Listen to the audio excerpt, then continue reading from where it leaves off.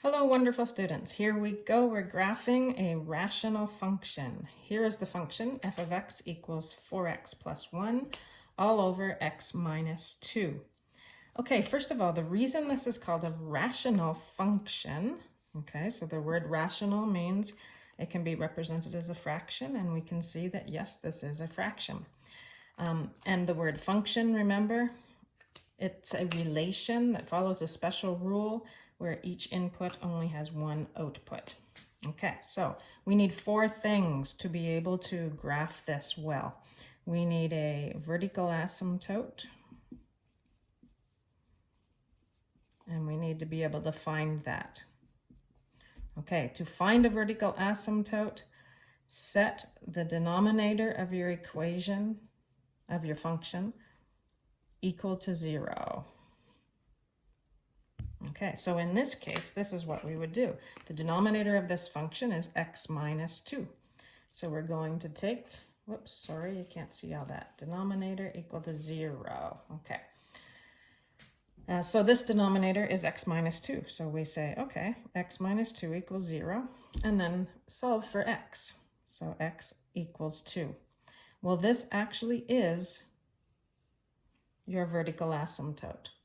On a graph, we can graph that straight line. That's a special straight line, a special linear function. It's a vertical line that is right here at x equals 2. So we put that on our graph and we label it at the bottom, please. Label that asymptote, the equation of that asymptote, label it. Okay. Now we also need a vertical asymptote. Or sorry, that was the vertical asymptote. We need a horizontal asymptote. Horizontal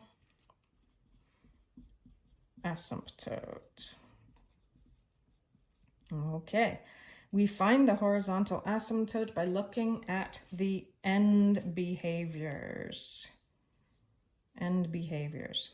Okay, so I allow you to do this one of two ways, and you can choose whichever way works the most for you according to your understanding. So if you like to use end behaviors, we would say, okay, as x approaches negative infinity, what's going to happen with this function? So x is negative infinity, which means now we have 4 times negative infinity plus 1. That 1 is so insignificant, it really doesn't exist. So we have 4 times negative infinity in the numerator. In the denominator, we have negative infinity, subtract 2, basically that doesn't exist. We have negative infinity. So really we have 4 times negative infinity divided by negative infinity. Okay, now this could be debated, you know, can infinity multiplied by 4? Is it bigger than infinity? You know, we could debate that for sure, but let's say that it wasn't infinity. Let's say it was 1,000,000 instead. Then we would have negative 4,000,000 over negative 1,000,000, and that would then be equal to 4. So our f of x approaches 4, okay, as x approaches negative infinity. All right, this is a little thought bubble. All right, as x approaches infinity, very similar thing is going to happen, isn't it? This negative is no longer going to be there. Negative is no longer going to be there. So 4 times, not infinity, but 1,000,000, say. So 4,000,000 plus 1, so 4,000,001, over 1,000,000 minus 2. So what's that? 999,997. Okay, so basically 4,000,000 divided by 1,000,000, which is 4. So again, we are approaching 4. Therefore, this tells us that the horizontal asymptote is y equals 4. Okay. The second way that I allow you to show how to find that horizontal asymptote is this way.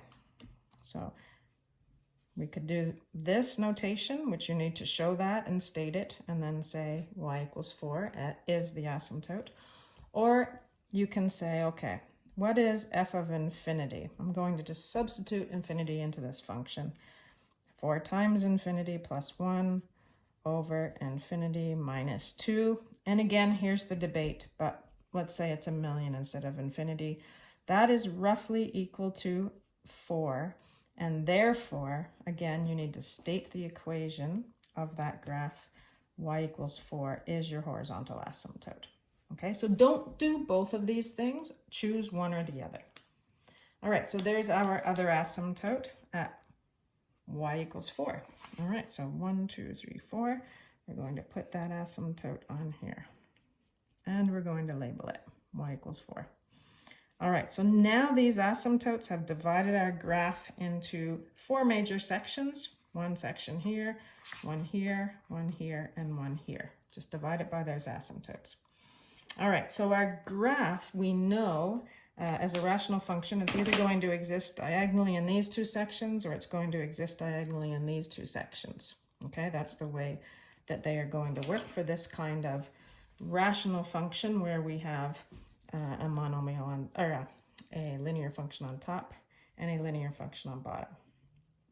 Okay, so what's going to help us figure out whether it exists here or here is we're going to find the x-intercepts and the y-intercepts. So let's do that. So x-intercept,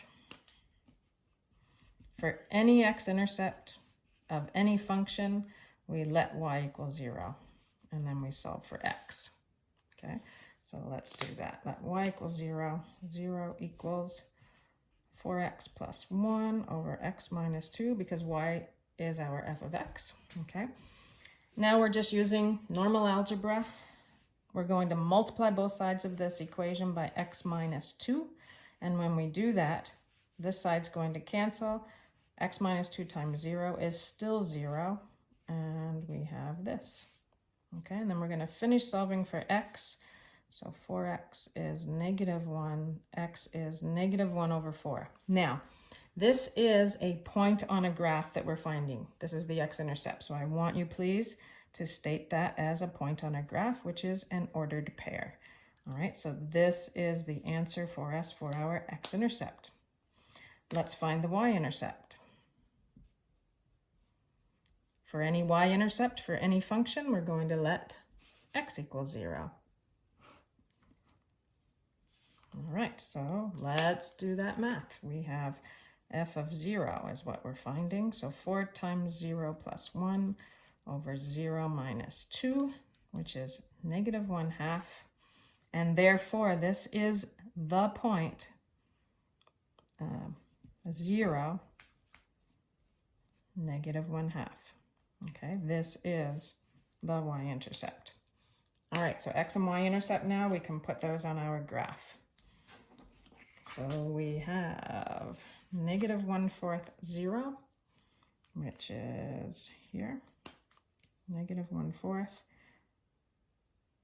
0, 1/4 of the way across that unit. And we have 0, -1/2, 0, -1/2. Okay, those are close together.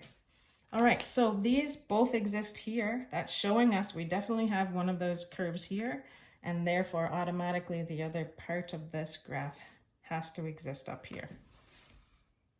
So we're just sketching these in at this point. What you need to know, what you need to have correct is the shape. For sketches, you need to have the asymptotes drawn and labeled, and you need to have the intercepts plotted and labeled as well. Okay, there we have it, how to graph a rational function.